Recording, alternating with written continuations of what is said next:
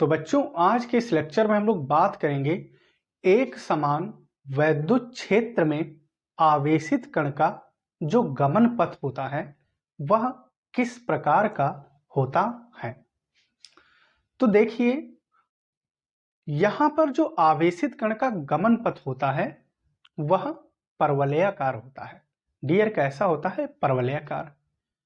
क्योंकि हमें जो व्यंजक प्राप्त होता है y में एक घात होता है और x में द्विघात होता है, जो कि परवलय की समीकरण को व्यक्त करता है।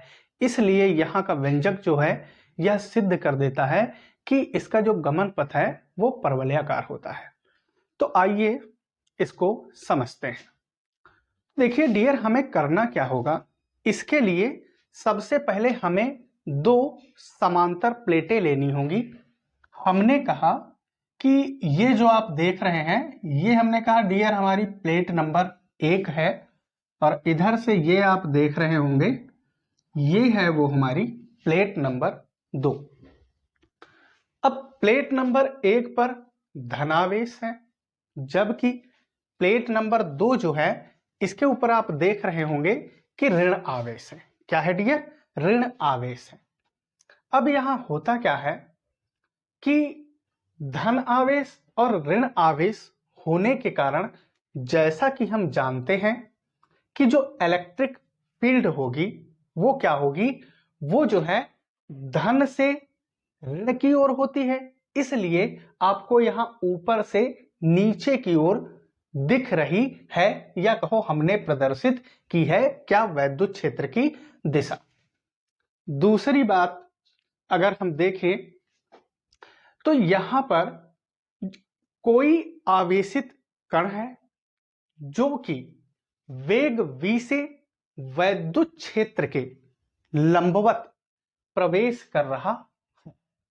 और एक बात और यहां पर हमें गौर करनी होगी, वो ये है कि यहां पर अगर ये प्लेटें जो आप देख रहे हैं, इन प्लेटों के बीच किनारों के समीप वाले जो स्थान हैं, प्लेटों के बीच जो किनारे वाले स्थान हैं, उनको अगर छोड़ दिया जाए तो बाकी का जो संपूर्ण स्थान है उसमें जो वैद्युत क्षेत्र है वो एक समान है। क्या है डियर? एक समान है। अब आप देखिए, यही हमने भाषा में लिख रखा है। क्या लिखा है कि माना धातु की दो समांतर प्लेटों के बीच किनारों के समीप के स्थानों को आपको क्या करना है? छोड़ देना है। अगर हम इनके किनारों के समीप स्थानों को छोड़ देंगे तो बाकी का जो क्षेत्र है उसमें वैद्युत क्षेत्र क्या रहेगा? एक समान रहेगा। और कहां हमने अभी कहा था? ऊपर से नीचे की ओर। तो वही लिखा है कि छोड़कर एक समान रहता है और वैद्युत क्षेत्र की दिशा जो है वो ऊपर से नीचे की ओर। अभी हमने बताया था, जैसा कि हम जानते हैं धन से कहां होती है? ऋण की ओर होती है। इसलिए ऊपर से कहां है? नीचे की ओर है। अब ऐसा हमने मान लिया कि अभी हमने आपको बताया था कि हमारे पास कोई आवेशित कण है। ठीक है, क्या है? कोई आवेशित कण है, और इस कण का जो डियर द्रव्यमान है वो हमने ऐसा कहा कि स्मॉल m है। कितना है? स्मॉल m है। और यह कण जो है वैद्युत क्षेत्र में कहां? क्षैतिज दिशा में, वैद्युत क्षेत्र के लंबवत कहां? क्षैतिज दिशा में वेग v से क्या करता है? प्रवेश करता है, या कहो प्रविष्ट करता है, मतलब घुसता है, या कहो इंटर करता है। तो आगे देखो, वही लिखा है कि m द्रव्यमान तथा q आवेश का कोई कण क्षैतिज दिशा में वेग v से वैद्युत क्षेत्र के कहां? आपको दिख रहा होगा कहां? ये क्षैतिज दिशा में वैद्युत क्षेत्र कहां है? वैद्युत क्षेत्र तो ये है, तो ये वैद्युत क्षेत्र है और ये कण ऐसा इंटर कर रहा है, तो वैद्युत क्षेत्र के लंबवत प्रवेश करता है। अब ऐसा हम मान लेते हैं कि हमारा जो कण है वो वैद्युत क्षेत्र में, ये जो आपका वैद्युत क्षेत्र है कहां? प्लेटों के किनारों के वाला जो स्थान है या समीप वाला कहो वो छोड़ देना है। इसमें हमने माना कि t समय में कितनी, वो जो है क्षैतिज दूरी x कवर करता है। t समय में क्षैतिज दूरी डियर कितनी? x कवर करता है। जबकि देखो ऊर्ध्वाधर जो दूरी हमने ली है वो क्या ली है? y ली है। क्या ली है?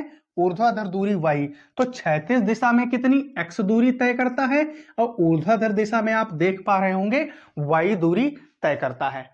अब इस कंडीशन में कण पर x अक्ष की दिशा में हमने क्या कहा कि ये जो कण है, कण पर x अक्ष की दिशा में कोई बल कार्य नहीं करेगा। ध्यान रखना क्या कि कण पर जो है हमने क्या कहा, x अक्ष की दिशा में कोई भी फोर्स वर्क नहीं करेगा। दूसरी बात, जबकि y अक्ष की दिशा में कण पर बल लगेगा या बल कार्य करेगा, तो ध्यान रखना y अक्ष की दिशा में जो है फोर्स वर्क करेगा, फोर्स वर्क करेगा। अब वो फोर्स होगा कितना, तो हमें पता है अगर किसी वैद्युत क्षेत्र में कोई आवेशित कण है तो उस पर जो बल लगेगा वो कितना होता है डियर, F बराबर होता है QE। और अगर इलेक्ट्रॉन का गमन पथ देखते तो यहां हो जाता EE, क्योंकि इलेक्ट्रॉन पर आवेश कितना होता है, स्मॉल e होता है। क्या होता है, स्मॉल e, तो यहां कितना हो जाता, E हो जाता।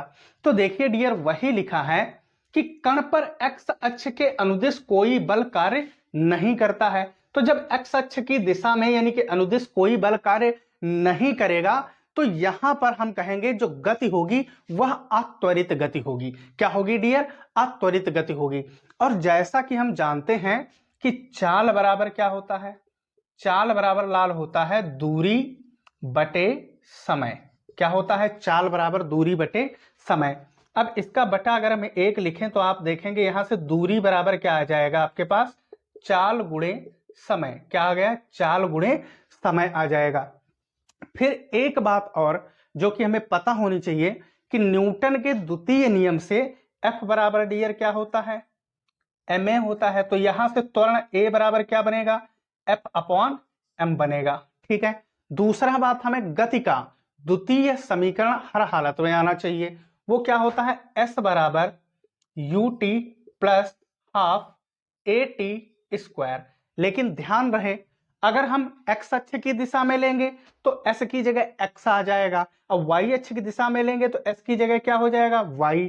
तो यहां पर प्रारंभिक वेग क्या बन जाएगा, u/t और प्लस 1/2 at स्क्वायर बन जाएगा। ये हमें ध्यान रखना है, ये अभी यहां पर यूज होगा। तो एक बार हम पुनः डियर देख लेते हैं। हमने क्या कहा कि हमने मान लिया, माना धातु की क्या है, दो समांतर 1-2 प्लेटें हैं और इनके किनारों के समीप स्थानों को अपने को क्या करना है, छोड़ देना है। और एक समान वैद्युत क्षेत्र E कहां, हमने कहा था अभी ऊपर से कहां है डियर, नीचे की ओर है। और M द्रव्यमान का कोई कण जिसका आवेश क्या है, Q है, वो वेग v से वैद्युत क्षेत्र के हमने अभी दिखाया था मार्कर से कहां, लंबवत क्या करता है, प्रवेश करता है, या यूं कहो प्रविष्ट करता है। फिर हमने कहा कि कण वैद्युत क्षेत्र में कितने t समय में क्षैतिज दूरी x तथा ऊर्ध्वाधर दूरी y तय करता है। और हमने बताया था कि कण पर x अक्ष की दिशा में यानी कि अनुदिश कोई बल कार्य नहीं करता है, कोई बल कार्य नहीं करता है। अतः जब बल कार्य नहीं करता है तो यहां पर अत्वरित गति होगी। तो हम क्या कहेंगे, अतः x अक्ष के अनुदिश अत्वरित गति के लिए। तो अभी हमने कहा था कि अत्वरित गति के लिए सूत्र से हमने निकाला दूरी बराबर क्या डियर बनेगा, यहां से बनेगा दूरी बराबर चाल और गुणे उसमें लगा समय। क्या बनेगा, दूरी बराबर चाल गुणे समय। अब यहां पर कहा x अक्ष में निकाल रहे हैं तो x अक्ष में दूरी कितनी कवर करता है, x दूरी। तो यहां डियर क्या बनेगा आपका, ये बनेगा x बराबर चाल। चाल कितनी है, v चाल से यानी कि v वेग से चल रहा है, समय कितना लग रहा है, t लग रहा है। तो यहां से अगर हम t का मान निकालेंगे तो आप देखेंगे t बराबर ये बनेगा x/v। हमने कह दिया ये है समीकरण नंबर 1 है। क्या है, समीकरण नंबर 1। अब लेकिन हमने कहा था y अक्ष की दिशा में बल कार्य करता है, तो y अक्ष के अनुदिश कार्य तो वैद्युत बल, लेकिन वो हमने अभी बताया था डियर वैद्युत बल होगा कितना, F बराबर QE होगा। कितना होगा लाल मेरा, F बराबर ये बल आपका होगा QE। कितना होगा, F बराबर QE होगा। अब एक काम करिए, तो ये हुआ आपका F बराबर क्यू ई। लेकिन हमें पता है कि कण की गति में त्वरण, अब जब बल लग रहा है तो कण गति करेगा, तो गति में जो त्वरण होगा वो कितना होगा, अभी हमने आपको निकाल के दिखाया था, ए बराबर एफ बटे एम होगा। कितना डियर होगा, ए बराबर एफ बटा एम। कहां से, न्यूटन के द्वितीय नियम से। अब एक काम करो, इसको चाहो समीकरण नंबर कह दो 2 और यहां कह दो फ्रॉम इक्वेशन 2, यानी कि समीकरण 2 से। समीकरण 2 से ये f का मान उठा के यहां रखो तो आप देखेंगे यही बनेगा, a बराबर कितना बन जाएगा, क्यू ई अपॉन डियर क्या हो जाएगा, क्यू ई अपॉन एम। हमने कहा ये हमारा बन गया समीकरण नंबर 3। क्या बन गया, समीकरण नंबर 3। अब y अक्ष की दिशा में कण का जो प्रारंभिक वेग होगा वो कितना होगा डियर, 0 होगा। क्या होगा, 0 होगा। भाई इनिशियल वेलोसिटी क्या होगी, 0। तो जब इनिशियल वेलोसिटी 0 होगी तब हम कण की गति के लिए क्या प्रयोग करेंगे, अभी हमने आपको बताया था क्या, कि गति का द्वितीय समीकरण देखेंगे। गति का द्वितीय समीकरण क्या होता है, s बराबर ut plus half at square. लेकिन हमने कहा था यहां y अक्ष की दिशा में ले रहे हो तो s की जगह क्या आ जाएगा, y आ जाएगा। तो इस प्रकार हम क्या कहेंगे कि y बराबर कितना हो जाएगा, u t और प्लस ये हो जाएगा half at square, plus half at square. जब प्रारंभिक वेग 0 है तो इस कंडीशन में ये हो जाएगा 0 और गुणे t प्लस 1/2 at स्क्वायर। अब इसके बाद में आप देखेंगे यही बनेगा y बराबर 0 का t से मल्टीप्लाई 0 हो गया तो बचा क्या, 1/2 at स्क्वायर। अब हम करेंगे क्या, समीकरण 1 और 3 से t और a के मान उठा के इसमें रखेंगे। अब हम क्या कहेंगे कि समीकरण 1 व 3 से a व t के मान रखने पर या ऐसे लिख दो कि समीकरण 1 व 3 से a तथा t के मान रखने पर। ठीक है, अब उठाओ यहां मान रखो तो देखो आप यही बनेगा, y बराबर कितना हो जाएगा, 1/2 जैसा है वैसा ही लिख दो। a का मान देखिए आपके पास कितना है, Q E upon M, Q E upon M और इंटू टी स्क्वायर, टी का वैल्यू x बाई वी, तो ये x बाई वी का क्या बनेगा, होल स्क्वायर। आप देखेंगे इसी को हम आगे से कहेंगे 1/2 हमने वैसे लिख लिया, क्यू ई अपॉन एम और इधर x बाई वी का होल स्क्वायर, तो ये हो जाएगा v स्क्वायर और चाहो x स्क्वायर, इस प्रकार से लिख दो। अब आप देख रहे होंगे कि जो हमें समीकरण प्राप्त हुआ, अभी हमने आपको स्टार्टिंग में बताया था, ये y में आपको कैसा दिख रहा है, 1 घात है, जबकि x में कितना है, 2 घात है। इससे सिद्ध होता है, क्या सिद्ध होता है कि एक समान वैद्युत क्षेत्र में जो आवेशित कण का गमन पथ होगा वो कैसा होगा, परवलयाकार होगा। कैसा डियर होगा, परवलयाकार होगा। तो यहां हम इस प्रकार लिख सकते हैं कि प्राप्त